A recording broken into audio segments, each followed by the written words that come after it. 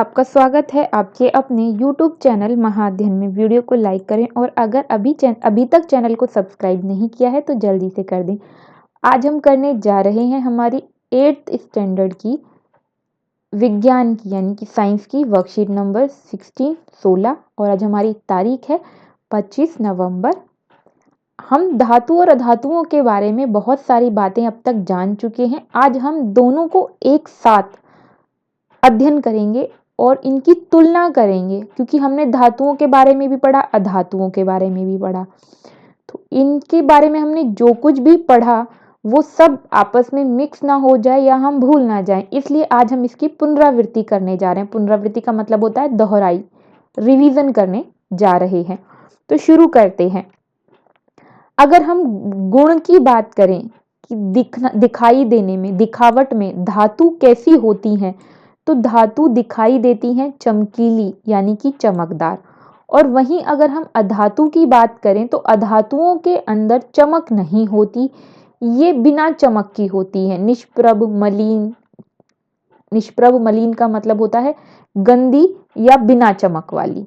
केवल आयोडीन ही एक अकेली धातु है जो चमकदार होती है, बाकी सभी धातुएं चमकदार नहीं होती हैं।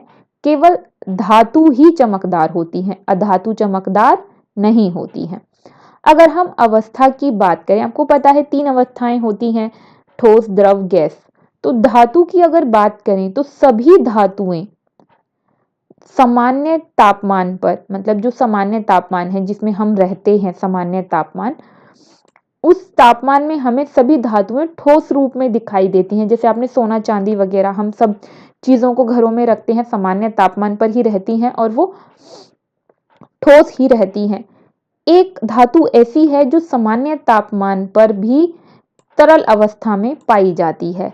बाकी सभी धातुओं को हम अगर बहुत अधिक तापमान देते हैं तब वो पिघलती हैं, लेकिन मरकरी यानी कि पारा एक अकेली ऐसी धातु है जो सामान्य तापमान पर भी तरल अवस्था में पाई जाती है। तो अगर आपसे पूछा जाए धातु किस अवस्था में पाई जाती है तो आप कहेंगे धातुओं की अवस्था सामान्य ताप पर ठोस होती है, एक अकेले पारा या मरकरी को छोड़कर, क्योंकि वो सामान्य तापमान पर भी तरल अवस्था में पाया जाता है। और पारा क्या होता है? पारा होता है जो आपने थर्मामीटर में देखा, जिसे हम बुखार नापते हैं, उसके अंदर जो पानी जैसा भरा होता है, लिक्विड भरा होता है, वो पारा होता है। और पारा एक धातु है, आपको ये याद रखना है कि पारा धातु है। वहीं हम अधातुओं की बात करें तो अधातु हमें तीनों अवस्थाओं में मिलती हैं। वो ठोस भी हो सकती हैं, वो द्रव भी हो सकती हैं और वो गैस भी हो सकती हैं। अब हम बात करते हैं कठोरता के मामले में कि वो कठोर होती हैं या नहीं होती हैं। तो जो धातुएं होती हैं, अधिकांशतः सभी धातु कठोर होती हैं, लेकिन 3 धातु ऐसी हैं जो नरम होती हैं। केवल 3 धातुओं के नाम यहाँ दिखाई दे रहे हैं, पोटेशियम, सोडियम और लेड। लेड मतलब शीशा भी जिसे हम कहते हैं। सोडियम, पोटेशियम और लेड नरम होते हैं, हम अगर चाकू से इन्हें काटना चाहें तो काट सकते हैं, ये इतनी नरम होती हैं। वहीं अगर हम अधातुओं की बात करें तो अधातुएं जो हैं वो नरम और भंगुर होती हैं। भंगुर का मतलब होता है आसानी से नष्ट हो जाती हैं, क्योंकि अगर हम बात कर रहे हैं धातुओं की तो धातुएं आसानी से नष्ट नहीं होती, टेढ़ी मेढ़ी हो जाती हैं लेकिन खत्म नहीं होती। हम एक बार उससे एक सामान बनाने के बाद दूसरा सामान बना सकते हैं। जैसे मम्मियों को आपने देखा होगा, कान में जो वो सोने के झुमके पहनती हैं, कभी वो सुनार के पास जाकर उससे झुमके के बदले में बड़े बड़े बाले बनवा लेती हैं, कभी कुंडल बनवा लेती हैं, कभी उसकी अंगूठी बनवा सकती हैं, हार बनवा सकती हैं। तो उसमें परिवर्तन कर सकते हैं, वो खत्म नहीं होती आसानी से। लेकिन अगर आपने अधातु के साथ ऐसा कुछ भी करने की कोशिश की तो वो खत्म हो जाएगी पूरी तरह से, आप उससे कुछ और तो नहीं बना पाएंगे। अब हम बात कर रहे हैं अघात वर्ध्यता की। अघात वर्धनीयता का मतलब होता है अगर उसके ऊपर आघात करोगे, आघात का मतलब होता है चोट करोगे, तो वो वर्धन हो जाएगा। उसमें वर्धन का मतलब होता है बढ़ जाएंगी। मतलब अगर धातुओं को पीटा जाए तो वो बड़ी हो जाती हैं, यानी कि फैल जाती हैं। बढ़ना मतलब फैल जाना। तो अगर वो फैलेगी तो पतली हो जाएगी और पतली शीट बन जाएगी। यानी कि चादरों जैसी बन जाएंगी। तो जैसे यहाँ चित्र में दिखाया गया है, ये धातु दी गई है, हमें एक धातु का फॉर्म दिया है, इसे पीट पाट कर ये शीटें बनाई गई हैं जो पतली होती हैं, आपको पता है, चादरें जिसे हम बोलते हैं।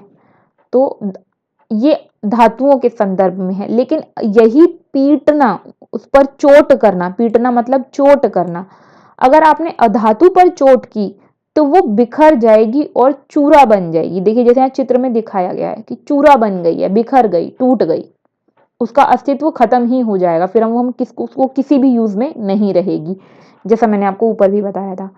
वहीं अगर हम धातु की बात करें तो धातु की खास बात यह भी होती है कि धातु, देखिए धातु का एक रूप दिया हुआ है, धातु में तनने का गुण होता है, वो तनती चली जाती है, उसे आप जितना खींचेंगे वो लंबी होती चली जाएगी, टूटने की जगह पर, खत्म होने की जगह पर। लेकिन धातुओं में ऐसा कुछ भी नहीं होता, आप उसे खींचने की कोशिश करेंगे तो उसके साथ वही होगा जो उस पर चोट करने के समय हुआ था, या फिर आप उसे खींचेंगे तो वो खींचेगी ही नहीं, क्योंकि अगर वो ठोस है तो आप उसे खींच ही नहीं पाएंगे, और द्रव है तब भी आप उसे खींचकर तार नहीं बना सकते। तो फिलहाल हमने ये बातें जानी, अब इसके अलावा कुछ और बातें जानते हैं कि जो धातुएं होती हैं उसके अंदर चालकता का गुण होता है। चालक कौन? विद्युत। विद्युत मतलब विद्युत के अलावा ऊष्मा भी, गर्मी भी, बिजली और गर्मी दोनों धातुओं के अंदर से गुजर सकती हैं। और आपने इसी तरह देखा, जो हम बर्तन होते हैं हमारे घर में, जिन बर्तनों में हम खाना बनाते हैं, उनके अंदर से आग की गर्मी खाने को मिलती है और खाना पकता है, क्योंकि धातु के अंदर से ऊष्मा गुजर सकती है, गर्मी गुजर सकती है, इसीलिए ऐसा होता है। लेकिन अगर हम अधातु की बात करें तो उसके अंदर से ना तो ऊष्मा गुजर सकती है और ना ही बिजली, विद्युत, दोनों में से कोई भी नहीं गुजर सकती, इसलिए ये कुचालक हैं और ये सुचालक हैं। विद्युत गुजर जाए तो सुचालक, नहीं गुजरे तो कुचालक। ध्वनिक, ध्वनि का मतलब होता है टन टन की मीठी सी आवाज जो हमें आती है, जैसे घंटियों में से आती है, तो घंटियों में से जो आवाज निकलती है, ये गुण आपने सभी धातुओं में देखा होगा। जैसे अगर आप गिलास में चम्मच बजाते हैं, थाली में चम्मच बजाते हैं, तो टन टन की जो आवाज आती है, एक बार मारा तो पीछे से झनकार की आवाज आएगी, वो काफी देर तक झन जैसी आवाज आती है, उसी को कहते हैं ध्वनिक। ये आवाज है, ध्वनि क्या है? आवाज है। तो धातुओं में ध्वनिक का गुण है, उसके अंदर से ये झनकार वाली आवाज सुनाई देगी, लेकिन अधातुओं में ध्वनिक नहीं होती, उनमें से ऐसी आवाज नहीं आती है। अब धातुओं के कुछ उदाहरण दिए गए हैं, आपको पता है, लोहा, सोना, copper, aluminium, magnesium, silver, sodium, calcium, ये सभी धातु हैं। वहीं अगर हम बात करें carbon, oxygen, nitrogen, chlorine, sulphur, iodine, ये सभी अधातु हैं। और इसके अलावा मैं और याद दिला दूं, हमने ऊपर पढ़ा था कुछ और धातुओं के बारे में भी, इन धातुओं में ही हमने पारा का नाम भी पढ़ा है, और इन्हीं धातुओं में हमने लेड का नाम भी पढ़ा था, और सोडियम और पोटेशियम का नाम भी हमने यहाँ पर पढ़ा था। तो ये जो नाम आपने पीछे पढ़ लिए, उन्हें भूलना मत, उन्हें याद रखना, क्योंकि उनकी ज़रूरत हमें आगे पड़ सकती है। अब देखते हैं हमने क्या सीखा। तो सबसे पहले हमें बताना है ऐसी धातुओं के नाम जिन्हें चाकू से काटा जा सकता है। तो हमने बात की थी कि धातुएं कठोर होती हैं, लेकिन हमने 3 नाम ऐसे भी इसी वर्कशीट में पढ़े थे जो नरम होती हैं और उन्हें हम चाकू से काट सकते हैं, जिसमें हमने सोडियम, पोटेशियम और लेड का नाम पढ़ा था। लेकिन इसके अलावा भी हैं कुछ धातु जो हम जिनकी जानकारी फिर कभी या आगे क्लासेस में लेंगे, कि और कौन सी धातु हैं जो इन तीनों के अलावा भी नरम होती हैं या हो सकती हैं। अब हम बढ़ते हैं दूसरे प्रश्न की ओर, कि मंदिरों की घंटियां धातु की क्यों बनाई जाती हैं? तो मंदिर की घंटियां धातु की इसलिए बनाते हैं क्योंकि धातु में ध्वनिक का गुण होता है, उनमें से ही केवल बजने की आवाज आ सकती है, झंकार वाली आवाज, इसलिए मंदिरों की घंटियां धातु की बनाई जाती हैं। उसके बाद तीसरा प्रश्न, अपने आसपास उपस्थित 4 धातु और अधातु के नाम लिखने हैं। तो 4 धातु सोना, चांदी, लोहा, एल्यूमिनियम, कांसा, कुछ भी लिख सकते हैं आप, और अधातु कार्बन, ऑक्सीजन, नाइट्रोजन, क्लोरीन, ये हमारे आसपास होती हैं, क्योंकि हमें आसपास वाली 4 चीजें बतानी थी, हमने बता दी। अब आगे बढ़ते हैं। हमसे जो अगला प्रश्न कहा है वो उन्होंने कहा है कि धातु और अधातु में अंतर बताइए। तो हमने बहुत सारे अंतर पढ़े हैं और हमें जो अंतर बताने हैं वो सारे हमने जो अंतर पढ़े हैं, आप उसमें से कुछ भी लिख सकते हैं। ये सब अंतर ही तो थे, ये हमने जितने भी पढ़े। यहाँ गुण से लेकर हमने यहाँ से जब ये वर्कशीट शुरू की थी, यहाँ से लेकर हमने यहाँ तक उदाहरण का जो अंत हुआ यहाँ तक, ये सब हमने क्या पढ़ा है, अंतर पढ़े हैं। तो आप इनमें से कोई भी 3 या 4 अंतर लिख लीजिए, यानी कि कोई भी 3-4 बिंदु आप लिख सकते हैं। दिखावट, अवस्था, कठोरता, मतलब ये पूरे 3-3 कॉलम, आपको तीनों कॉलम लिखने होंगे। कोई भी 3 कॉलम 4 कॉलम लिख लीजिए अपनी सुविधा के हिसाब से, जो आपको छोटा लगे, आपको अच्छा लगे, आपको याद रहे, उन्हें लिख लीजिए।